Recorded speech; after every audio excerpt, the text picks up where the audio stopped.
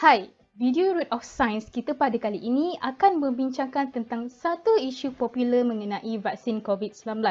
Seperti yang kita sedia maklum, Malaysia telah pun menerima dua jenis vaksin COVID-19 iaitu Pfizer dan juga Sinovac. Kedua-duanya adalah untuk mengekang penularan wabak COVID-19 di seluruh dunia.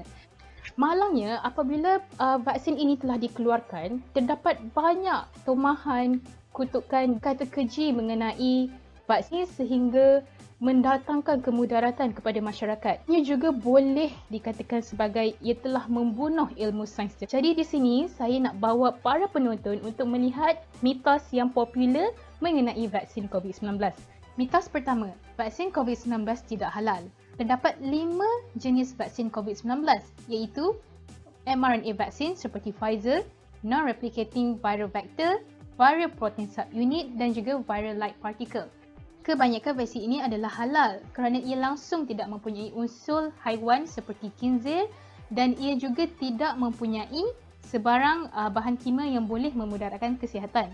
Banyak kajian saintis dan juga para ilmuwan agama telah membuktikan bahawa tiada unsur syubhah dalam kesemua jenis vaksin COVID-19 ini. Muzakarah Majlis Kebahasaan bagi Hal Ehwal Agama Islam juga telah menetapkan bahawa hukum mengambil vaksin ini adalah harus dan wajib untuk golongan yang telah ditetapkan oleh kerajaan.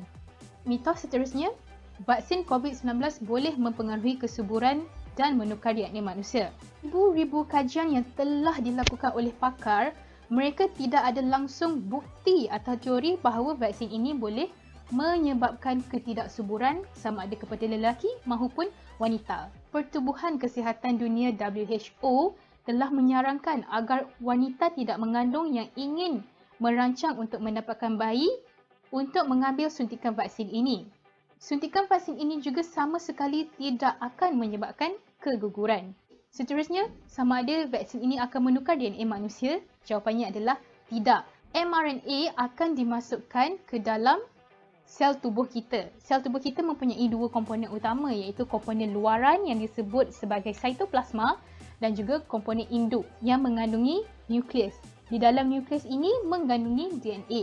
Vaksin mRNA ini hanya akan bertindak di luar kawasan cytoplasma dan ia sama sekali tidak memasuki atau mengganggu nukleus. Jadi tanggapan sesetengah pihak yang menganggap bahawa vaksin ini akan menukar DNA maupun menyebabkan seseorang boleh menjadi zombie adalah tidak benar sama sekali. Mitos seterusnya, kajian vaksin ini dilakukan dengan terlalu cepat dan tidak selamat. Sebelum ini memang kita dijanjikan bahawa penghasilan vaksin akan mengambil sekurang-kurangnya 2 tahun. Tetapi sekarang, kurang pada setahun, kita dah pun boleh lihat banyak badan-badan farmaseutika mengeluarkan vaksin. Terdapat 3 faktor utama mengapa vaksin ini boleh siap dengan cepat. Faktor pertama ialah teknologi moden. Kaedah kajian penghasilan vaksin COVID-19 ini sebenarnya telah diguna pakai untuk menghasilkan banyak lagi vaksin pada tahun-tahun sebelumnya. Jadi, vaksin COVID-19 ini telah menggunakan kaedah terdahulu sebagai template untuk dihasilkan. Nombor 2 ialah modal dan kerjasama yang sangat baik antara negara-negara maju serta negara yang menguasai ekonomi dunia. Okey, kita dapat lihat banyak syarikat, banyak negara yang telah menyumbang modal dan dana bagi membantu mempercepatkan lagi penghasilan vaksin ini. Tiga ialah ujian klinikal yang mendapat respon baik daripada sukarelawan di seluruh dunia. Pesakit COVID-19 ini terlalu banyak tetapi ramai di antara mereka yang telah menawarkan diri dalam penghasilan vaksin COVID-19 ini. Sebagai contoh, Amerika Syarikat sahaja mempunyai sekurang-kurangnya 43,000 pesakit yang telah menawarkan diri untuk menghasilkan vaksin COVID-19 ini.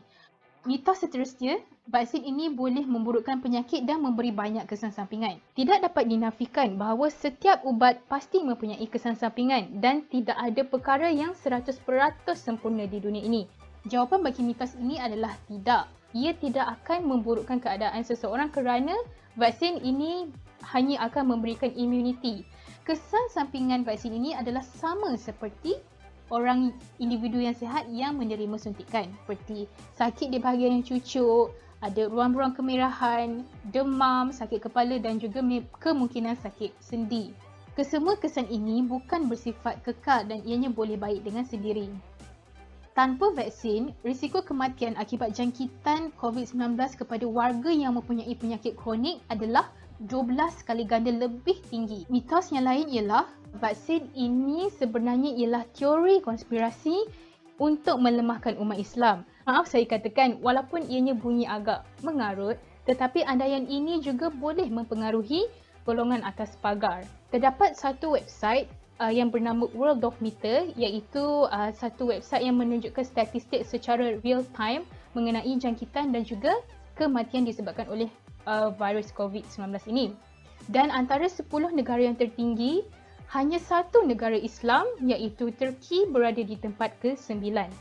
Jadi, bagaimana ada pihak yang cuba mengaitkan COVID-19 dengan teori untuk melemahkan umat Islam, walhal terdapat ramai lagi pesakit yang daripada agama lain juga terkesan dengan COVID-19 ini. Mitos terakhir ialah tidak perlu ambil vaksin kerana ramai telah sembuh. Ini dikenali sebagai long COVID syndrome. Bekas pesakit COVID-19 tidak semestinya sembuh secara 100%.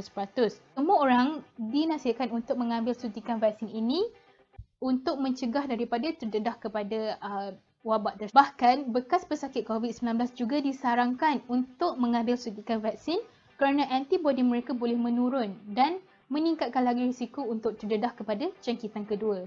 Okey, di sini saya hanya mampu memberi beberapa hujah bagi mitos-mitos yang telah tersebar. Nasihat saya, jika anda tidak pasti mengenai sesuatu perkara dan ianya bukan dalam bidang anda, maka seeloknya kita serahkan kepada yang lebih pakar. Ingat, tak pasti jangan kongsi. Sebagai penutup, meskipun kematian itu pasti, namun kita perlu berikhtiar dan mencari penawar. Kita tidak boleh hanya pasrah ataupun berserah kepada takdir. Jadi jom sama-sama kita daftarkan diri sebagai penerima suntikan vaksin melalui aplikasi MySejahtera. Ramai yang telah melakukan tanggungjawab tersebut sebagai masyarakat untuk kita membantu membentuk imuniti kelompok. Jadi jom daftar sekarang. Ingat, lindungi diri, lindungi semua.